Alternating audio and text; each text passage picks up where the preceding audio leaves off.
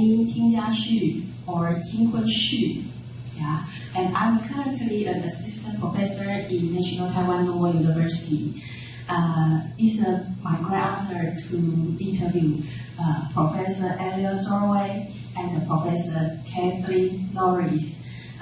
Professor Cathleen Norris from University of North Texas, and Professor Elliot Soloway from University of Michigan. And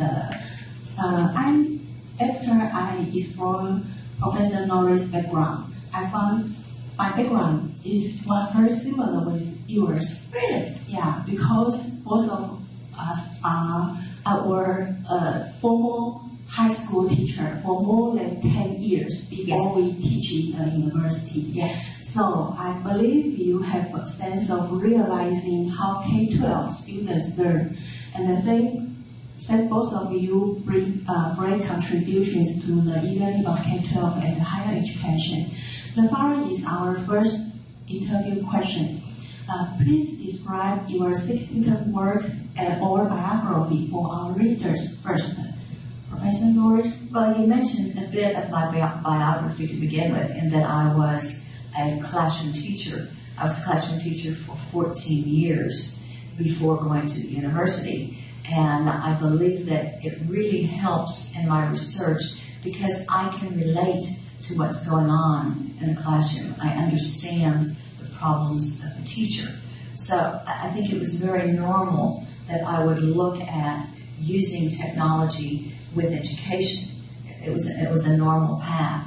And then when Dr. Soloway and I started working together many, many years ago, when the Palm Pilot computer first came out, we did that because we believed that the laptop model would never scale. That technology was too expensive for every child to have one, and we believed that every child should have one. So I think that the most significant thing in recent history has been my research at Nan Chau Primary School in Singapore, because they have allowed me to do research with the same children and the same teachers for many, many, many years. It's almost, 7 years now. And to be able to watch the children go through grade 3, grade 4, grade 5, grade 6, to watch the changes, to see things that you didn't see in grade 1, that you didn't see in year 1, that you didn't see in year 2 and year 3, and so on. So I've been very fortunate to have that experience, that learning experience with technology in the classroom. Okay, thank you. Professor? Well, I started out in artificial intelligence and thinking, oh, this is what I want to do, make computers smart. And then we had a child. And it dawned on me one day that making kids smarter would be a much better use of my time than making computers smarter. So I literally stopped. The next day, I just stopped doing artificial intelligence and started working on education. And again, as Kathy said, it was about the time when the Palms came out, and it really hit us that this was the computer for the kids. Every kid would have one. They're low cost. They weren't networked then. Not yet. They weren't networked yet. But we thought this is the way to go. And we really just dove in and developed applications, apps for the Palm. And we gave them away. We used them in schools, and the kids loved it. It really was an amazing experience. Palm then went away, but that's just the way these things go. Kathy's right. The really most significant thing is the Nan Chau experience. Though the next thing that we've been doing as a function of them, because they kept saying to us, we want the kids to work together. We want the kids to work together. They want to do collaborative learning. Oh, okay. So how does technology support collaborative learning? Well, we've developed a whole suite of tools now that the Co-Write, Co-Map, which is a concept mapping tool, Co-KWL, Co-Sketch, which are all tools we developed for the Palm and the Pocket PC, but now we've collaborated them so that they support more than one person working together, 2, 3, 4 kids working together. And those tools now, people are using them all around the world, and we're going actually back to Singapore next week, and we're going to be talking to them about using the tools, because they want to support collaborative learning. Okay, and as on your speech, we should transfer from Web 2.0 to Social 3.0. When the students sit next to each other in the classroom, and they can directly as well as face-to-face discuss with one another in a group and collaborate to write or draw on the paper directly. So you think what role of the smartphone can play in the activity? I'm sorry. The role of the smartphone in that activity. Oh, absolutely, because children are very comfortable with the smartphones. We were just coming down the elevator with two children who had phones and their heads were looking down. They're working on their phone. It stopped at their floor. They never looked up. They got off and continued. And it is the nature of the children. And so allowing them to work with someone, to always have someone that they can work with, that they can question, other than a teacher. Because sometimes in a conversation, in listening to someone else, they'll say a word, they'll say something in a way that a teacher did not. And it's an aha moment for a child. Oh, that's what she meant, or that's what he meant. And so the collaboration we've seen really triggers independent learning in the children. They have their words, right? Exactly. And it's the Kathy talks about they're feeding off of each other. And we've all had the experience that when we talk, somebody says something in a different way, a different example, and that's it. So there's an expression in English, the blind leading the blind. People that we don't really understand, but working together, we develop the understanding. And we're only beginning to see the power of the collaborative technology. I think it's going to take a few more years till we really understand how it works and what it facilitates. People say, I understand collaboration, but they really don't. That's been our experience. They really don't understand. And now that we can support it with technology, who knows what's going to be. Mm-hmm.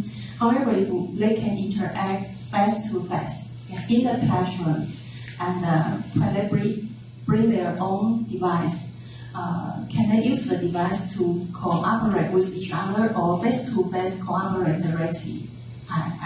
They can do both. Yeah. In other words, the beauty of this is typically we have, in a science classroom, we'll have 6 children sitting around a table. It's a good-sized table.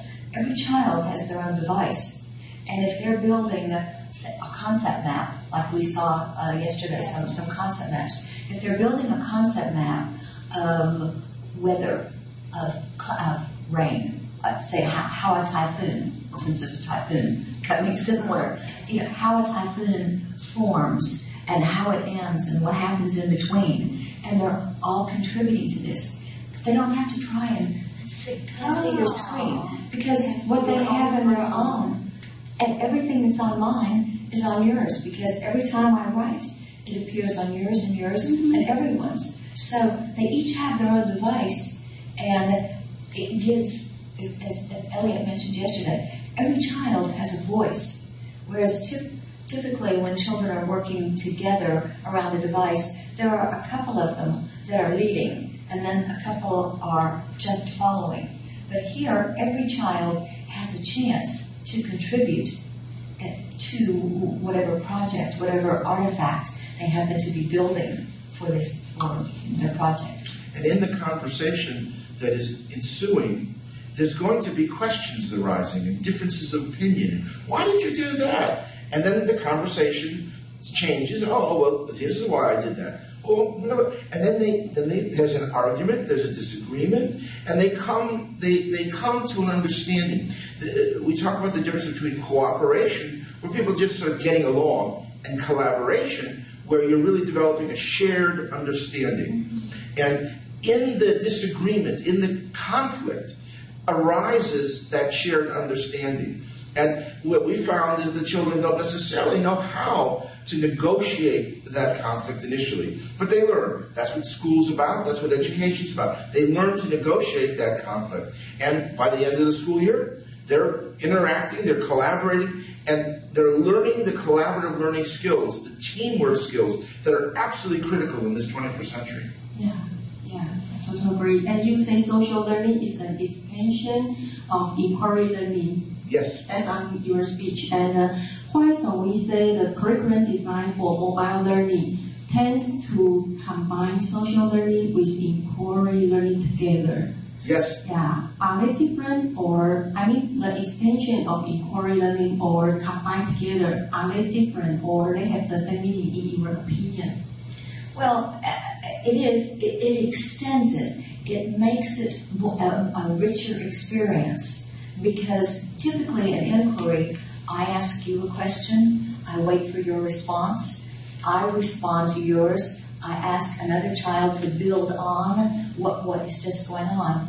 But when you add the social or the collaborative aspect, we're all working together. It's the synchronous nature of the inquiry with the collaboration that adds the richness. Again, it's not just one child answering. We can all be working. We can all be answering. And I can see something that you wrote that helps me. Just like when Elliot and I are talking, he says something that triggers something in me, an experience that I remembered from some other time, or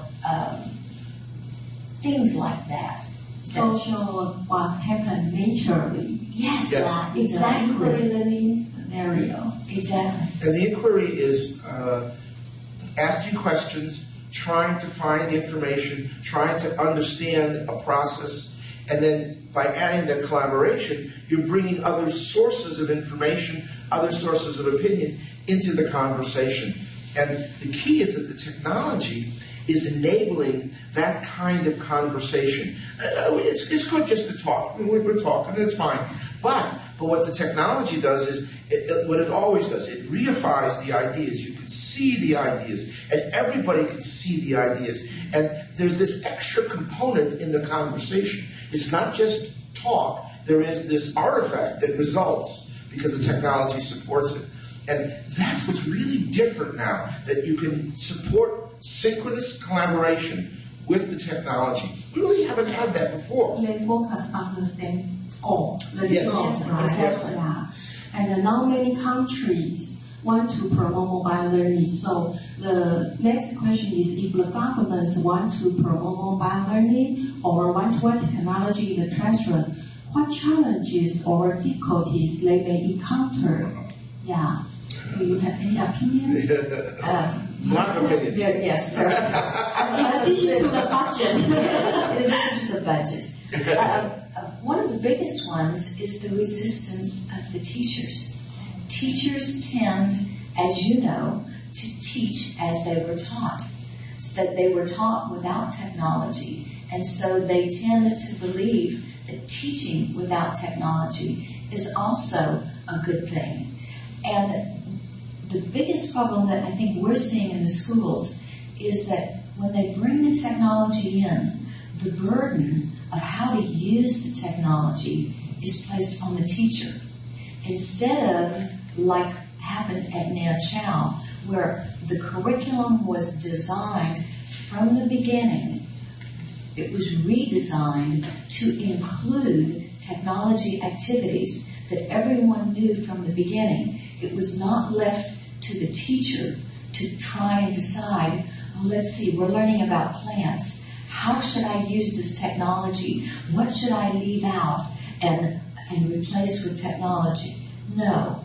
The curriculum was done by a group of curriculum developers, former teachers who understood the underlying goals of the curriculum and then wrote it so all the teachers could use it, and they all did the same thing. And then the teachers made it their own. They revised the following year based on their experience, and they continued to revise, and yet they all did the same thing. So it wasn't the burden of any one teacher or any individual teachers, which is what we've seen in so many of the other schools. There has been there's no footprint when a teacher leaves, a teacher may be doing wonderful things with technology, an individual teacher, but when that teacher leaves to have a baby or something, and they're replaced, everything that they did goes with them, because it's what we call a teacher-centric model, rather than what Nan-Chow has, which is more school-centric, where the school is doing the same thing, not just an individual teacher. And part of what, the reason it's going to be a school-based implementation is that there's leadership. That the teachers, they got a lot of stuff to do, and that's what Kathy's saying.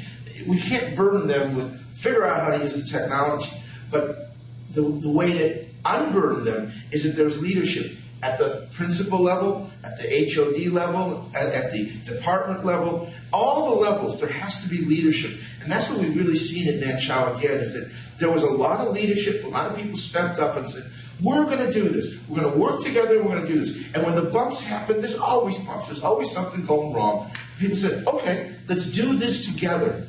And the principal, the HOD, the teachers, there was leadership. And so that's what enabled the school-based, the school-centric model to work. It wasn't teacher-centric because we had leadership. And we also encourage the teachers to cooperate with each other too. Yes. Oh, absolutely. Yes. Absolutely. And they do. They cooperate. They actually do a lot of modeling.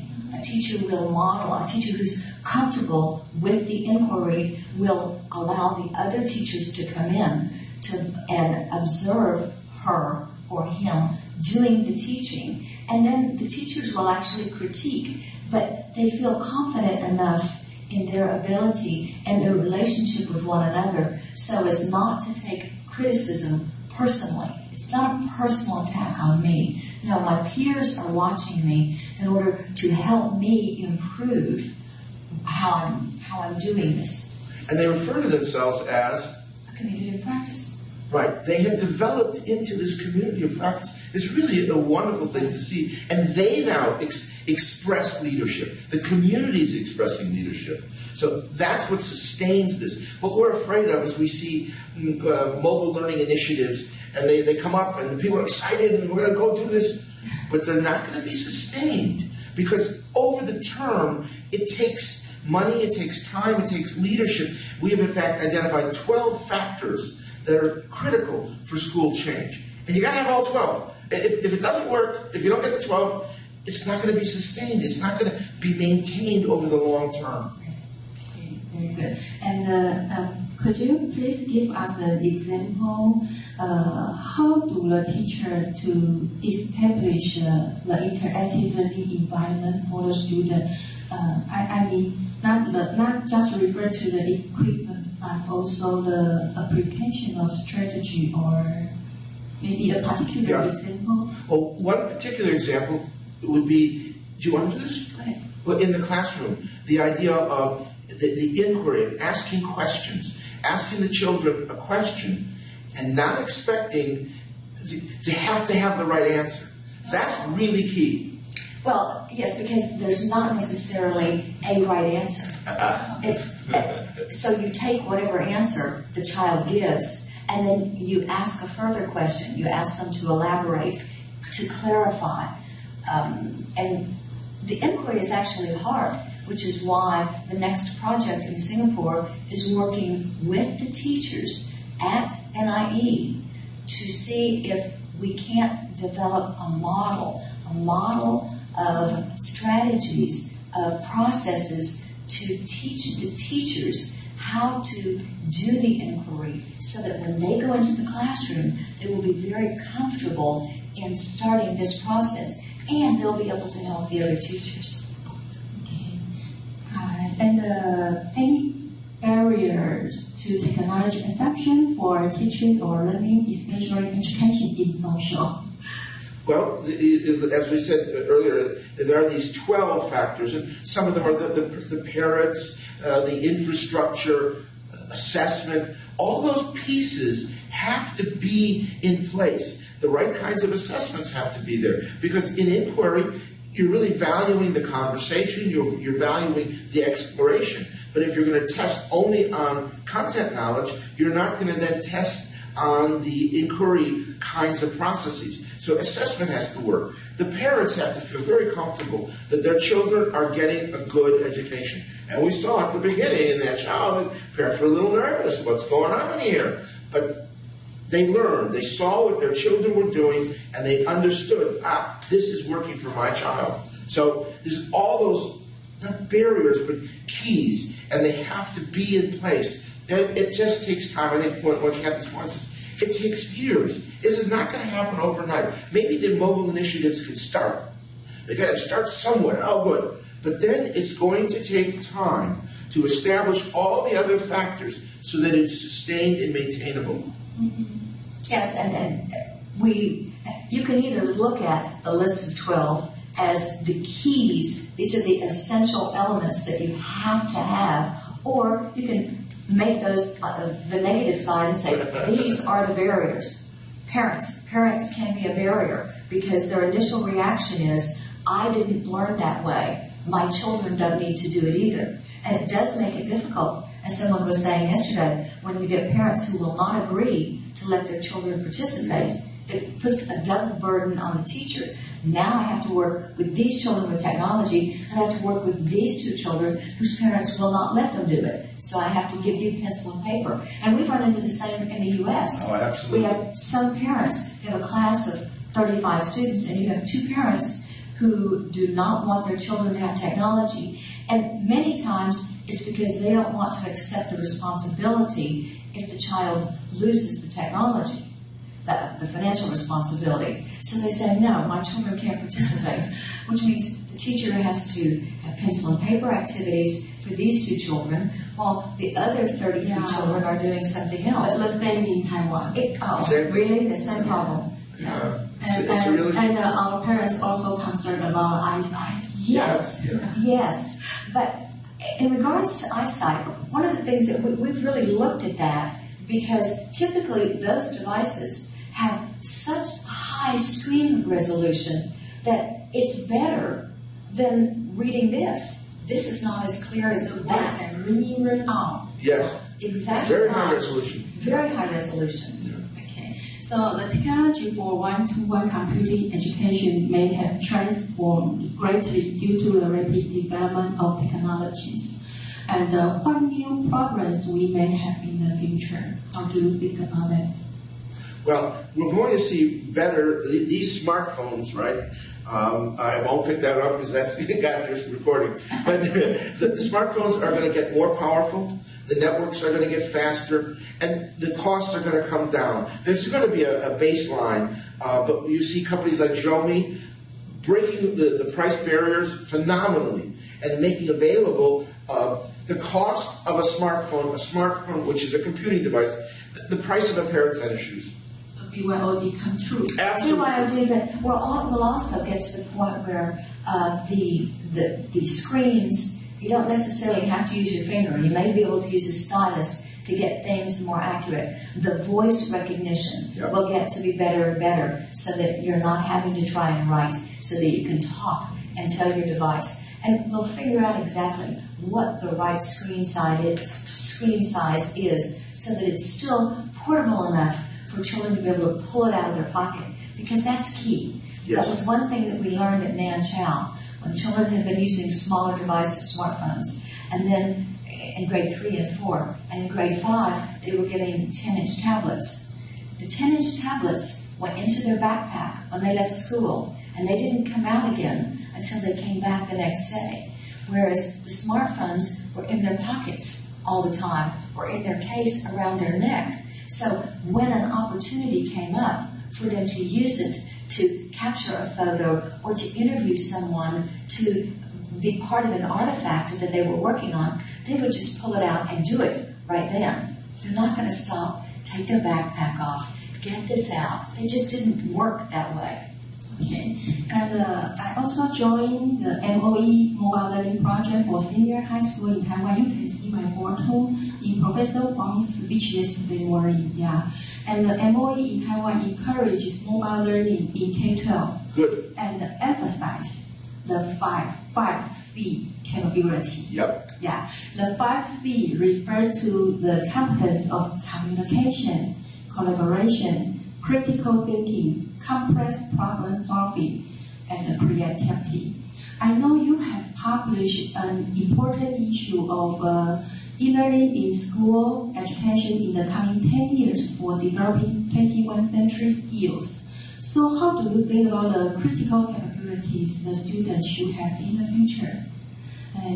Based on your speech, you say we have to develop our students as confident citizens in today's knowledge society. Yes, that comes from the Singapore manifesto, their master plan manifesto on what is the goal, why use technology. And it's for them, for the master plan, it's very important that technology is part of the learning process, because as the children grow up and go out of school, technology is very much part of the business world. And so you're going to have to learn about how to use that technology effectively. Where? In school. So it makes good sense to use it in school, because you're going to need it when you get out of school. Yes, and in the U.S. there's a statistic right now that says that 65% of the children who are in elementary school now will be employed in jobs that do not exist today. So learning static things today is not going to help them in a job that doesn't even exist. What we have to make sure they are able to do is learn how to learn. How can I acquire the information? How do I know that it's correct? What can I do with it? And the technology is absolutely critical to learning how to learn, because that device is the key to unlocking all kinds of resources, not just, quote, information, but people, opportunities, events. That device is the key to opening, and that will allow the kids to develop these 21st century skills, assuming, of course, that the curriculum is restructured so that the kids learn how to do it. Like I said earlier, they don't necessarily know how to use the technology. They don't necessarily know how to collaborate at the outset. But you learn. That's what school's about. But the curriculum has to be formed. The teachers have to feel comfortable to use that curriculum in a way that they haven't been using it in the past. Direct instruction, there are places for direct instruction. Okay, fair enough. But that is no longer the lion's share of the pedagogy. That's a small part of the pedagogy. And that transformation is huge. Okay. But sometimes it is maybe not easy to motivate the passive students to do self-directed learning, because in a scenario we hope the student do self-directed learning, they have high motivation to learn, want to solve the problem. So how could we motivate such kind of passive students? Collaboration is a part of that, but I think the biggest part is starting with the very youngest children and allowing them to be successful. Everyone wants to do something that they're good at. If I'm not good at that, I don't want to do this. If I can't read well, if I'm not good at math. So we have to work really hard when the children are in the early grades to make them successful at learning. Because when you are successful, then you're more willing. I can do this. I want to do it some more. It's not like, oh, I'm really good at this. I don't think I'll do it anymore. That's not usually what happens. So I am very critical, I have been, of districts that go in and take all of their resources and put them in the high schools. Because in the United States, the children who are in high school are the ones who are really good and are going to be successful anyway. The ones you have to worry about are those who didn't get to high school, who dropped out before then because they were not experiencing success, because they couldn't read well. And in cities like Detroit, where Elliot is, I think the dropout rate is like 85%? 80%, 70, 80%. 80% of the children drop out of school before they get into high school. So the ones who are in high school are the successful ones. What we have to do is go to the very beginning, to the primary schools, and give those children a really good foundation. And if it means that everyone has a device where we do everything we can to pull them in, to get them interested, to get them successful, then that's what we need to do. We've been talking with Dr. Tak-Wai Chan and his program of reading, interest-based reading, where the children are reading books quietly, silently, but it's based on their interest. And that's what, if they're doing something they're interested in, what Kathy said, they'll be successful. If you try and get them to do something they're not interested in, they're going to resist. It's just human nature. But there's so many books and there's so much information. Surely we can find something that every kid is interested in, whether it be trucks or chemistry. We can find something. And that's really the power of the technology, right? Because it gives them the range. And we're seeing, again, in Taiwan, the use of these books early on, very, very powerful. It scales. There are lots of books. And that's technology. And what's also we're understanding is that Dr. Chan is including technology, a social network where the kids get on and share what they've done about what they're reading, and they convince other kids to read their books, and there's a network going. And that is very, very powerful. So you're doing it the right way. You're getting the kids their interest early on. Okay. But because you have some publications related to e-learning in the United States, and also have some publication about the e-learning in Singapore. So could you please compare the differences of the attitudes of the students in Asia and Western countries toward mobile learning? What we've seen in general is that the students in Asia are much more dutiful learners. In Singapore, from the very beginning, the children come to school with an appreciation of education, of school, of their teachers, and that's not necessarily true in the U.S. But I think every paper that you will read about mobile learning says that it's engaging. The children find the technology engaging. That was okay to begin with, but now we've got to go beyond engagement and work toward academic achievement, not just getting the children engaged. Engagement, again, is good, but engagement needs to lead to something else, not just them thinking that school is fun. So the biggest difference that we see is the attitude of the learners. In the U.S., they're not as dedicated to learning as the children that we see in Asia, unfortunately. And part of it comes from the parents in the home. There's a district that Kathy and I work in the United States where 80% of the families are single-parent families. So they don't have two parents to nurture them at the dinner table, to support them in conversations at the dinner table. That's very hard on the children. And what we're seeing in Singapore is a more social environment, a more supportive family environment, and that then impacts on how the children come to school and their attitude towards school. Okay, good reflection. And in conclusion, there are some terms of mobile learning, so could you please classify the terms for our readers, such as mobile learning, seamless learning, one-to-one technology in the classroom, bring your own device in classroom, what dimensions are in common and what are the differences among them? You can see so many different terms. Let's see. You can take the same. BYOD. One-to-one technology. Well, BYOD was a means of achieving one-to-one. Okay. That was the point. They wanted mobile learning, and they didn't know how to get the technology, so they said, let's see, we can achieve one-to-one if we have the children bring their own, because almost every child has one. So the BYOD was an effort to achieve the one-to-one that they couldn't get if the school was supplying it. The problem with one-to-one in the past has been what you have and what you have, what I have. The problem with BYOD. Yeah, what did I say? One-to-one. Oh, no. BYOD. The problem with BYOD is what you have and what you... It's all different. And so for a teacher, typically the only commonality was a browser. So they could only do activities that were browser-based, so that it had to be something that was web-based.